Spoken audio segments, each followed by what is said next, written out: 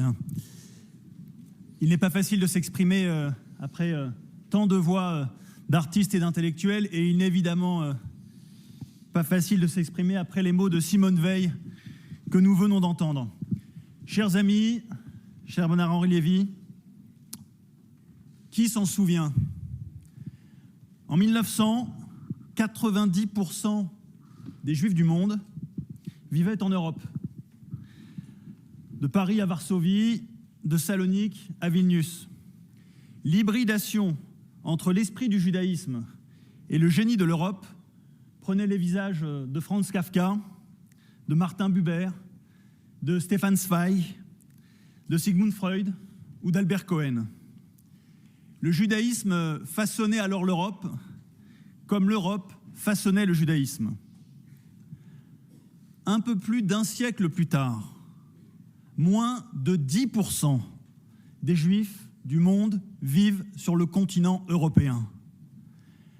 Voilà d'abord, et il faut le voir en face, le constat tragique du destin juif européen.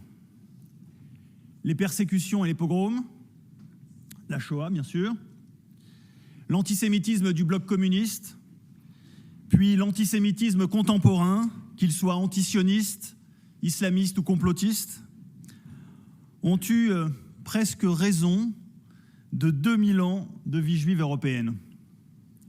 Comment l'Europe en est-elle arrivée là? D'abord, en trahissant trop souvent dans l'histoire l'esprit européen, celui des Lumières et de la raison. L'Europe a souvent agi contre ses propres principes. Paul Valéry le disait de manière prémonitoire avec ces mots: « L'Europe n'aura pas eu la politique de sa pensée ».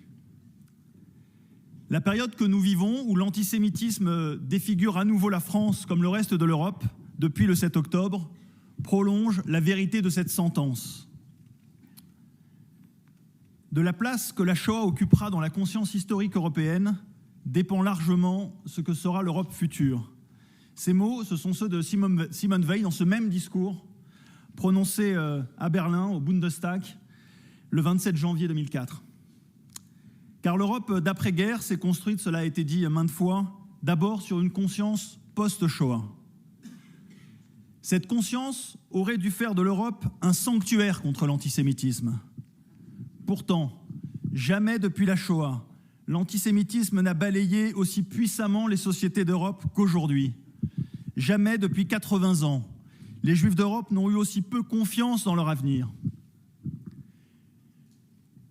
L'une des raisons profondes de cette dégradation, c'est le glissement qui s'est opéré progressivement d'une conscience post-Shoah à une conscience post-coloniale.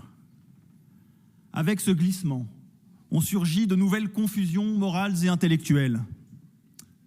Soudain, au nom de cette conscience postcoloniale dévoyée, le relativisme a pris le pas sur l'universalisme, y compris dans la France républicaine. Soudain, Israël et le sionisme, c'est-à-dire le projet d'émancipation du peuple juif sur sa terre historique, sont attaqués au nom de l'anti-impérialisme. Soudain, la mémoire de la Shoah est perçue comme un totem à abattre qui empêcherait les mémoires de la colonisation et de l'esclavage d'éclore, comme si les mémoires étaient en concurrence. Les discours décoloniaux et indigénistes font désormais des Juifs la figure du félon, celle de la minorité qui aurait trahi la cause des minorités pour se ranger avec l'establishment ou le système. L'accusation de génocide est scandée, hurlée contre Israël, de la rue aux universités, des meetings politiques aux réseaux sociaux, avec la vertu d'accuser les Juifs tout en soulageant les consciences européennes d'une partie du poids de la culpabilité de la Shoah. Complices des oppresseurs en Europe, complices des génocidaires au Proche-Orient, voilà la nouvelle essentialisation des Juifs européens qui les désigne directement à la vindicte populaire. Comment s'étonner alors de tant et tant de passages à l'acte antisémites depuis le 7 octobre?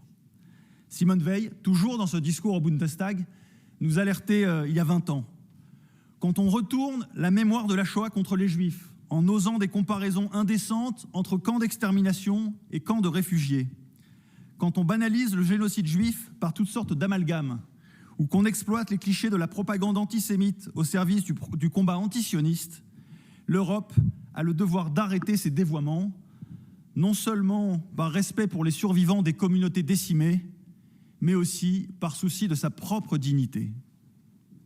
Car oui, ce qui est en jeu ces jours-ci, c'est précisément la dignité de l'Europe. Pour la dignité de l'Europe, il faut un message clair de rejet de l'antisémitisme qui prospère dans le sillage du 7 octobre. Pour sa dignité, l'Europe ne doit pas mettre Israël au banc des nations et en faire un État paria. Dimanche, pour ces élections européennes, je le dis avec gravité, pour l'honneur de l'Europe et de la République, il faut que LFI soit vaincu, que son projet communautariste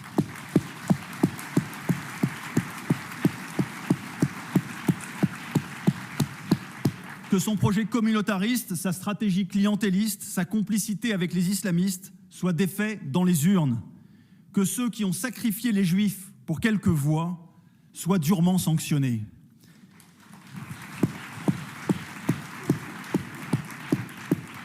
Dimanche, il faut que partout en Europe, les voix de la raison se lèvent et s'opposent au populisme qui progresse, à commencer par chez nous, en France, chez LFI, comme aussi au Rassemblement national.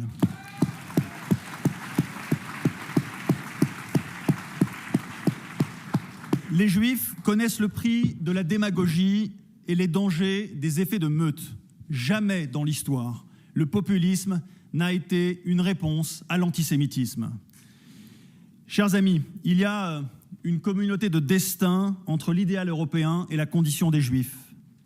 Il ne peut pas y avoir de Juifs heureux dans une Europe qui ne le serait pas. Alors dimanche, contre l'antisémitisme, il faut sauver l'Europe. Je vous remercie. Bravo, Jonathan.